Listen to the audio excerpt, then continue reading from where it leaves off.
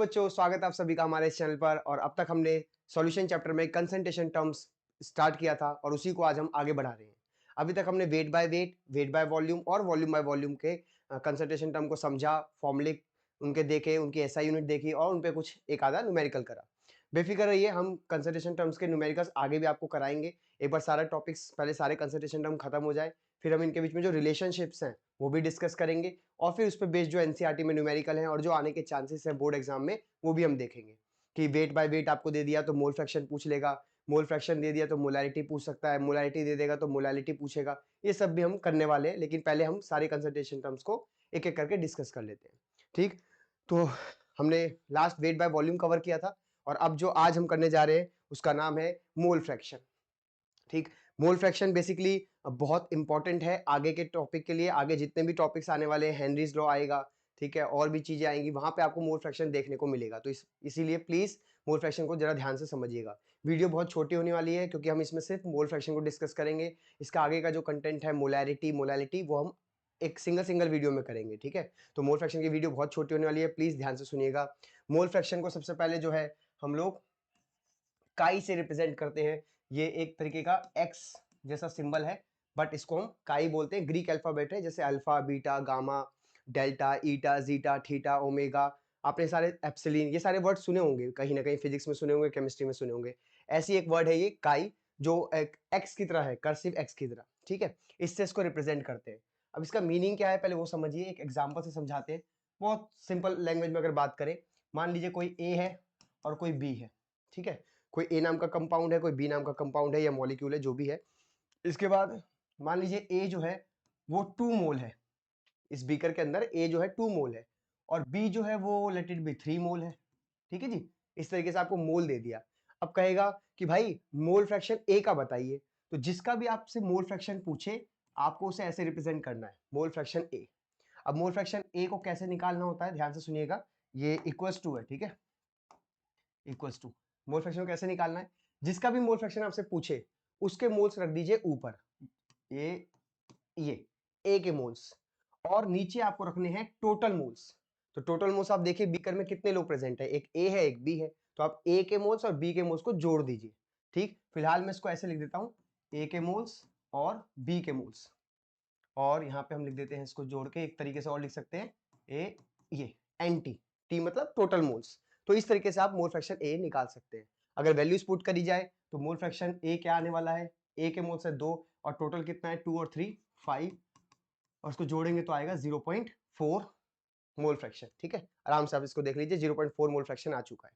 इसी प्रकार से अगर आपसे मोल फ्रैक्शन बी पूछा जाता तो आप मोल्स ऑफ बी ऊपर रखते और नीचे रखते टोटल मोल्स। तो मोल्स ऑफ बी कितने हैं बेटा 3, और सम कितना आएगा इनका 3 और 2 5, और ये आएगा जोड़ के 0.6। आराम से आप देखिए, बहुत सिंपल है। आपको मोल्स पता होने चाहिए और मोल्स जैसी वो आपको दे देगा, आप बस ये फॉर्मूला लगाइए और आपके सामने आपकी वैल्यू आ जाएगी। थोड़ा सा और बात करते हैं इस बारे में। एक बात आप ध्यान रखें, मोल फ्रैक्शन ए है 0.4, मोल फ्रैक्शन बी है 0.6। ठीक, दोनों का सम करिए, दोनों का सम करके देखिए क्या आ रहा है, 1 आएगा, है ना। तो मैं एक बात लिख रहा हूं कि मोल फ्रैक्शन ए और मोल फ्रैक्शन बी का सम 1 आएगा। और बेटा ये हमेशा ट्रू है, मोल फ्रैक्शन ए मोल फ्रैक्शन बी का सम हमेशा 1 आएगा, है ना। फ्रैक्शन का मीनिंग ही क्या होता है, फ्रैक्शन का मीनिंग समझिए आप, फ्रैक्शन का मीनिंग ही होता है 1 में से। जैसे परसेंट का मीनिंग क्या होता है, 100 में से। तो मान लीजिए अगर मैंने कहा कि 40% मैंने होमवर्क करा, तो कितना परसेंट नहीं किया, ऑटोमेटिकली 60% होमवर्क नहीं किया, क्योंकि 40 और 60 जोड़ के जो है 40 एंड 60 जोड़ के 100 बनता है। इसी प्रकार से 0.4 अगर आपने एक मोल फ्रैक्शन निकाल लिया और दूसरे का पूछे तो आप 1 में से माइनस कर देना, तो 0.6 ही आएगा वैसे भी, और देख लीजिए जोड़ के ये 1 आ रहा है। ठीक है जी, हमेशा ध्यान रखें मोल फ्रैक्शंस का सम हमेशा 1 होता है। अब जरूरी नहीं कि 2 ही कंपोनेंट हो, और भी कंपोनेंट हो सकते हैं, A B C D E F, 6-7 component हो सकते हैं। सबका मोल फ्रैक्शन निकालिए, सबको जोड़िए, आपका आंसर 1 ही आएगा। मैं आपको निकाल के दिखा दूंगा, लेकिन फिलहाल हम इसकी डेफिनेशन की अगर बात करें तो इसकी डेफिनेशन आपके सामने है। The ratio of the number of moles of one component of a solution to the total number of moles of all the components in the solution। Hopefully आपको दिख रहा होगा। और थोड़ा सा ये बीकर जो है इस तरफ हो गया है, एक काम करते हैं, इसको डेफिनेशन को हम कहाँ रखें, जगह ही नहीं है ना। ए, रुको, इसको मैं थोड़ा छोटा कर दूं डेफिनेशन को, छोटा नहीं होगा ये इस तरीके से।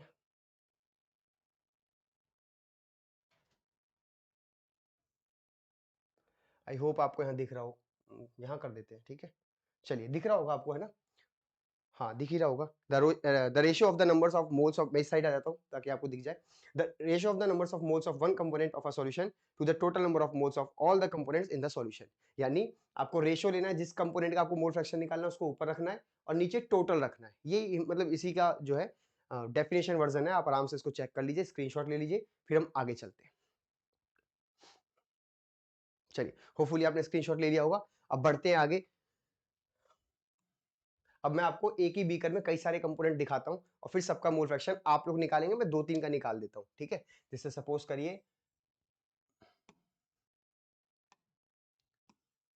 आपके पास इतना बड़ा बीकर है और इसमें ए बी सी डी ई और एफ, इतने ही लेते, ज्यादा नहीं लेते, ठीक है। इतने सारे मैंने कंपोनेंट ले लिए और ए का मोल है लेट से 2, यहां लिख देते हैं मोल। ए के 2 मोल है, 3 4 5 1 और लेट इट बी 6। ये इनके मोल्स है, ठीक है। आराम से आप देख लीजिए इनके मोल्स है। अब मैंने आपसे बोला कि भाई मोल फ्रैक्शन ए निकालिए, तो जिसका भी मोल फ्रैक्शन पूछा जाए उसके मोल्स ऊपर, है ना। तो ए का पूछा है तो ए के मोल्स ऊपर। मैं एक बार तो फॉर्मूला लिख रहा हूँ, आगे से मैं फॉर्मूला नहीं लिखूंगा, सीधा वैल्यूज पुट करूंगा क्योंकि बहुत आसान चीजें हैं, है ना। मोल्स ऑफ ए कितने हैं? 2 और नीचे सम। अब इनको टोटल कर लीजिए, 2 3 5 9 9 5 14 15 और 21 आ गया। 2/21 इसका आंसर आ गया। हाँ, इसको आप फ्रैक्शन में निकालेंगे, मतलब फ्रैक्शन में तो है ही, डेसिमल में निकालेंगे 2 डिजिट तक, ठीक है। पर अभी मैं स्किप कर रहा हूँ क्योंकि मुझे एक चीज आपको दिखानी है। अब बी का निकाल लेते हैं तो 3/21 आएगा। सी का निकाल लेते हैं 4/21 आएगा। डी का निकाल लेते हैं 5/21 आएगा। ई का निकाल लेते हैं 1/21 आएगा। And last but not the least F का यहाँ निकाल देते हैं, ठीक है। ये आएगा 6/21। अब आराम से चेक कर लीजिए, यही आपके भी आंसर होने चाहिए, देख लीजिए। अब इसके बाद में इन सबको सम करता हूं और आपको दिखाता हूं कि सारे मोल फ्रैक्शन का सम क्या 1 आ रहा है कि नहीं आ रहा है, ठीक है जी। तो यहां लिख देते हैं, देखिए mole fraction A plus mole fraction B plus mole fraction C plus mole fraction D plus mole fraction E and plus mole fraction F. Hopefully मैं ज्यादा छोटा नहीं लिख रहा, आपको दिख रहा होगा, है ना। वैल्यूज पुट कर रहा हूं बेटा। 2/21 प्लस 3/21 प्लस, एक मिनट इसको 21 कर दे, थोड़ा अजीब सा लग रहा है। हाँ, है फिर से वैसे ही कर्सिव राइटिंग है ना, थोड़ा सा टाइम लगता है। 3/21 देन 4/21 देन 5/21, इसके बाद 1/21 and last but not the least 6/21। आराम से देखिए, सबको मैंने जोड़ के लिख दिया है। अब जरा सबके एलसीएम निकाल लेंगे तो 21 ही एलसीएम आएगा और जब सबको आप जोड़ेंगे तो 2 + 3 + 4 + 5 + 1 + 6। होपफुली ये सब आपको आता है ना, ऐड करना, एलसीएम लेके वगैरह, जो भी है छोटी क्लास में होता है। तो 21/21 आएगा और काट के आपको देखिए आंसर 1 आ रहा है। तो वही मैं आपसे कह रहा था कि मोल फ्रैक्शन का जो है हमेशा सम जो है मोल फ्रैक्शन कंपोनेंट का अलग अलग निकालो, ऐड करो, 1 ही आएगा, ठीक। एक खास बात और, अगर हम पीछे की स्लाइड पे देखें तो, या आगे की स्लाइड भी देख लेते हैं। ये मोल फ्रैक्शन की ना बेटा, इसकी मोल फ्रैक्शन का फॉर्मूला क्या था? जैसे सपोज करो मोल फ्रैक्शन ए निकालना है तो मोल्स ए ऊपर और नीचे टोटल मोल्स। तो अगर मैं इसकी एसआई यूनिट की बात करूं तो इसकी एसआई यूनिट क्या आएगी? मोल। और इसको भी किस में नापोगे आप? मोल में ही नापोगे। मोल से मोल कट ही जाना है, ठीक है। तो क्या आने वाला है इसका यूनिट जो है ये नो यूनिट, ठीक है। ये आप लिख सकते हैं यूनिटलेस। तो बड़ा फेमस क्वेश्चन है कि which of the following concentration term has no unit, और उसमें मोल फ्रैक्शन जरूर वो लोग देते हैं, मोलैरिटी देते हैं, मोलालिटी देते हैं, मोल फ्रैक्शन देते हैं, बोथ ए एंड बी, जो भी है ऑप्शंस, लेकिन आप मोल फ्रैक्शन को ध्यान रखें, यूनिट लेस होता है, इसका कोई यूनिट नहीं होता है, ठीक है। आई होप आपको समझ आ गया, डेफिनेशन मैंने समझा दी, बेसिक कॉन्सेप्ट आपको समझा दिए। अब थोड़ी सी आपको प्रैक्टिस करा देते हैं। प्रैक्टिस करने से पहले आपको कुछ कुछ मोलर मास याद होने चाहिए, है ना। अच्छा, बेसिकली आपको मोलर मास तो पता है ना, दो चीजें होती है बेटा, एक होता है मॉलिक्यूलर मास और एक होता है मोलर मास, ठीक है। जैसे मान लीजिए CH4 का मैंने आपसे कहा कि भाई मॉलिक्यूलर मास निकालो, तो इसका मॉलिक्यूलर मास होगा बेटा 16U, बट वही इसका मोलर मास पूछा है तो 16 ग्राम, ठीक है। एक काम करेंगे, मेरे पास 11 वीडियो की प्लेलिस्ट एक है, मैंने कई साल पहले रिकॉर्ड करी थी, उसको मैं डिस्क्रिप्शन में डाल देता हूँ। आप वहां से लेक्चर नंबर 1 से लेके, यानी वीडियो नंबर 1 से लेके वीडियो नंबर 8 8 वीडियोस को आप जरा देख लीजिए, छोटी-छोटी वीडियो है 20 मिनट, 15 मिनट, 10 मिनट की, और उसमें आपको ये सारे कॉन्सेप्ट क्लियर हो जाएँगे कि ये यू क्यों है, ये ग्राम क्यों है, और आपने कई जगह ये भी सुना होगा 16 एएमयू, है ना? तो एएमयू लिखते हैं कि यू लिखते हैं, एएमयू क्यों नहीं लिखते, यू क्यों नहीं, जो भी है कॉन्सेप्ट जितना भी है, सब उन वीडियोस में बहुत सरल सिंपल लैंग्वेज में समझाया गया है। प्लीज़ उन वीडियो को एक बार रिकमेंड करता हूँ मैं, आप एक बार देखिएगा और आपको कॉन्सेप्ट क्लियर हो जाएँगे, ठीक है? चलिए अब आगे चलते हैं। इसके बाद ये कुछ मोलर मासेस मैंने आपके लिए लिख दिए, है ना? इनके पीछे मैंने ग्राम लगाना भूल गया, मैं ग्राम लिख देता हूँ।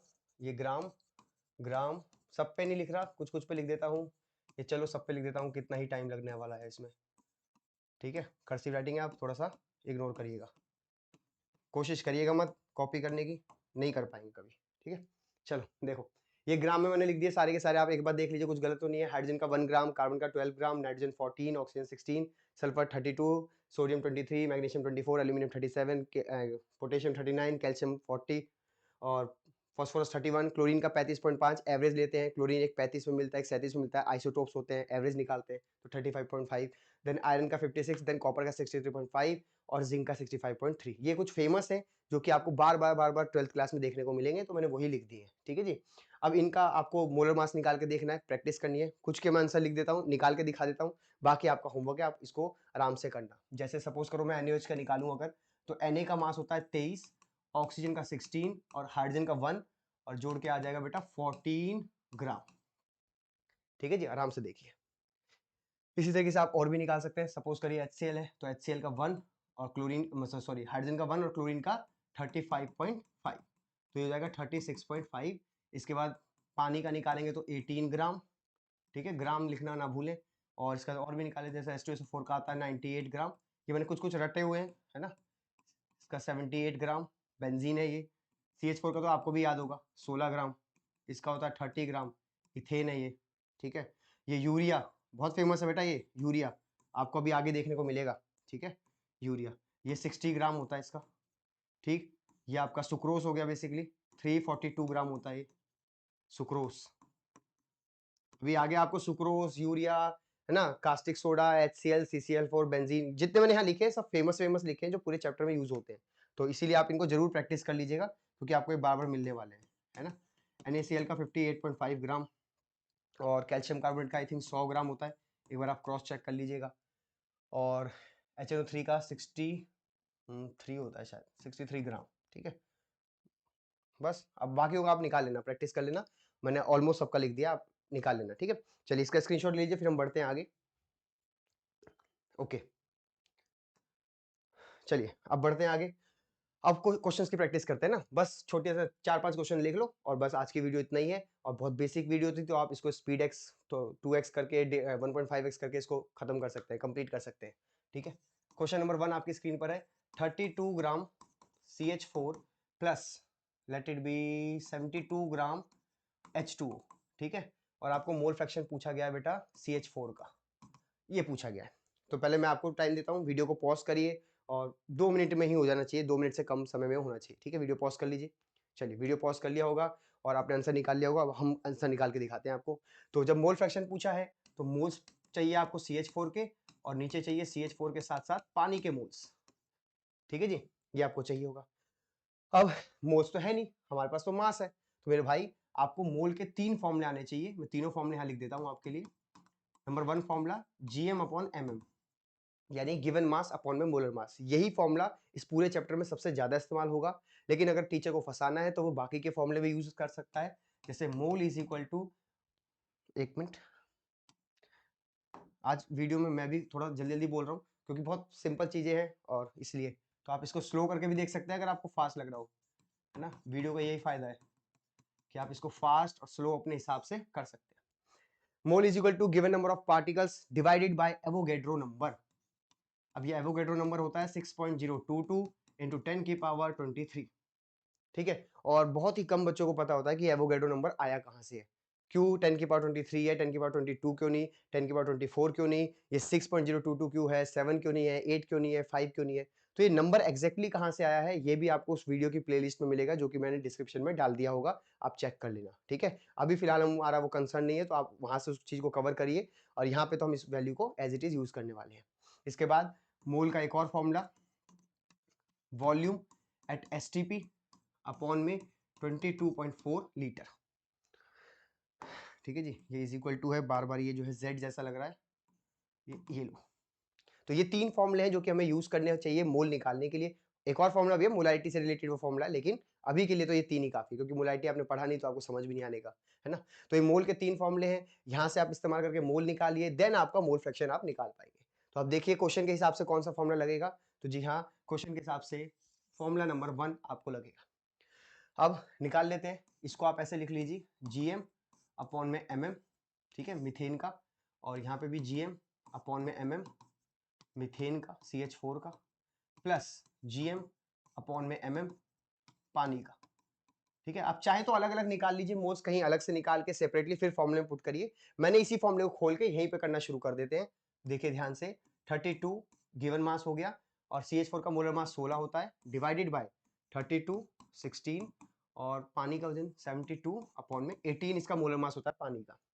अब आप इसे काटेंगे तो ये तो आएगा 2, ये भी आएगा 2, ये आएगा 4, 2 + 4, और ये हो गया 2/6, 1/3, और ये हो गया बेटा 0.33 मोल फ्रैक्शन। ठीक है, और ऑब्वियसली अगर मीथेन का 0.33 आया है तो आप गेस कर सकते हैं कि अगर पानी का कोई पूछता तो कितना आता, तो आप 1 में से माइनस करेंगे तो आपको पानी का भी मोल फ्रैक्शन दिख जाएगा। ठीक है, स्क्रीनशॉट लीजिए, फिर हम बढ़ते हैं आगे। चलिए अब बढ़ते हैं आगे। अब एक क्वेश्चन मैं आपको देता हूं, जरा इसको करके देखिए फटाफट। Let's say 49 gram H2SO4 plus 126 gram HNO3। चलिए पॉज कर लीजिए वीडियो को, और पॉज करके अब देखिए इसको सॉल्व कर लीजिए। चलिए होपफुली आपने सॉल्व कर लिया होगा। अब हम इसको डिस्कस कर लेते हैं। ठीक है, 49 ग्राम है, तो अब मैं थोड़ा और शॉर्टकट मारता हूँ, मैं इसको मोल यही निकाल देता हूँ। 49 इसका गिवन मास ऊपर रखा, और इसका मोलर मास मेरे को याद है 98 होता है, तो ये काट के आ गया बेटा 0.5। ऐसे ही आप इसके मोल निकाल लीजिए। 126 गिवन मास है, और मोलर मास HNO3 का होता है 63, है ना, मैंने याद किया हुआ है। तो ये हो गया आपके 2 मोल। अब जिसका भी मोल फ्रैक्शन पूछा है, लेट सपोज मोल फ्रैक्शन पूछा है H2SO4 का, तो 0.5 मोल्स इसके ऊपर, क्योंकि जिसका पूछा गया है उसी के मोल्स ऊपर, और दोनों को सम कर दोगे तो 2.5, डेसिमल से डेसिमल कट, और ये 1/5, और ये आ गया 0.2। आई होप आपको मेरी कैलकुलेशन समझ आई, और प्लीज देख लीजिए इसको एक बार, स्क्रीनशॉट ले लीजिए, फिर हम बढ़ते हैं आगे। चलिए होपफुली आपने इसको देख लिया होगा। अब कुछ क्वेश्चन और ले लेते हैं फटाफट। एक और क्वेश्चन ले लेते हैं। 24.088 इंटू 10 की पावर 24 मॉलिक्यूल्स ऑफ CH4। ठीक है जी, इतने सारे मॉलिक्यूल्स आपको CH4 के मैंने दे दिए, और इसमें मिक्स कर दिया मैंने 9 ग्राम H2। और मैं आपसे कह रहा हूं कि मेरे भाई मोल फ्रैक्शन CH4 का बता दे, क्वेश्चन मार्क, CH4 का मोल फ्रैक्शन बता दे। तो आप समझ रहे होंगे कि सर यहाँ तो आपने गिवन मास की जगह कुछ और दिया है। तो जी हाँ, इसमें सेकंड फॉर्मूला जो मैंने यहाँ लिखा था थोड़ी देर पहले, मैं आपको दिखाऊं, ये सेकंड फॉर्मूला इसमें इस्तेमाल होने वाला है। यहाँ से आप इस्तेमाल करके मोल निकालेंगे। चलिए शुरू कर दीजिए। ओके, कर दिया होगा आपने, है ना, वीडियो पॉज करके करा होगा ट्राई। अब आंसर देख लीजिए फटाफट। तो मैं यहाँ से मोल निकाल देता हूँ उसके। ये गिवन नंबर ऑफ पार्टिकल्स ऊपर रखा, और नीचे रखा अपना एवोगैड्रो नंबर, और ये काट के यहाँ से आ गया बेटा 4, और ये काट के आ गया यहाँ पे 10, और यहाँ पे मोल्स आ गए 40। ठीक है, इसके मोल निकाल लोगे, 9 ऊपर रखोगे, गिवन मास है क्योंकि, और पानी का मोलर मास कितना होता है 18, तो काट के आ गया ये 0.5। डन, दोनों के मोल्स आ गए। अब फटाफट मोल फ्रैक्शन का फॉर्मूला लगा दो। मोल फ्रैक्शन ऑफ CH4, कितने मोल्स हैं इसके 40, ठीक है जी, और दोनों का सम कितना हो गया 40.5। अब आप इसे सॉल्व करेंगे और आंसर आपका जो है ऑब्वियसली 0 पॉइंट समथिंग करके आएगा। एक बात बहुत ध्यान रखें, मोल फ्रैक्शन जब भी किसी का निकालेंगे तो वो हमेशा 1 से लेस आएगा। अरे भाई मैं परसेंटेज निकालने को आपको बोलता हूँ, तो परसेंटेज हमेशा 100 से कम आएगा ना, या तो 100% आ जाएगा, है ना, या तो 100% आएगा, या 100 से कम ही आएगा हमेशा परसेंटेज। आप पेपर एग्जाम्स देते हैं, या आपका कोई नुकसान हो गया पैसों का, किसी भी चीज में अगर आप परसेंटेज निकालेंगे तो या तो 100% होगी चीजें, या 100 से कम होगी, है ना। वो कहने की बात है कि 200% हो गया, 300% हो गया, वो चीज डबल ट्रिपल हो जाती है, वो एक अलग कॉन्सेप्ट है। यहाँ पे अगर हम बात करें तो आपका हमेशा आंसर मोल फ्रैक्शन 1 से कम आएगा। तो इसको जरूर आप बात को लिख लें स्टार बना के, कि mole fraction of component is always और equal to 1, sorry always lesser लिख देते हैं ना, ऑलवेज लेसर, कि या तो 1 से कम होगा या 1 के बराबर होगा। 1 के बराबर कब होगा? जब उसमें सिर्फ बीकर में सिर्फ एक ही कंपोनेंट प्रेजेंट हो, तो उसी के मोल्स ऊपर, नीचे टोटल भी वही आ जाएगा, 1 आ जाएगा काट के। तो वो मोल फ्रैक्शन 1 जब भी आता है जब कंपोनेंट एक ही प्रेजेंट हो बीकर में। पर अगर 2 है, 3 है, 4 है, तो हमेशा आपका आंसर 1 से कम आएगा। कई बार क्या होता है कैलकुलेशन करते टाइम आप 1 पॉइंट कुछ पे टिक मार के आ जाते हैं, तो इतना बेसिक आपको आना चाहिए कि मोल फ्रैक्शन का आंसर 1 से हमेशा कम होता है। ठीक है, अब ज्यादा क्वेश्चन हम इसकी प्रैक्टिस नहीं कर रहे, बस इतना ही कॉन्सेप्ट था। जब आगे क्वेश्चंस कराऊंगा प्रैक्टिस, सारे कंसंट्रेशन हम एक बार कर लेते हैं, फिर इसके क्वेश्चंस की प्रैक्टिस करेंगे बहुत अच्छे से। ठीक है, आज के लिए इतना ही। Thanks for watching.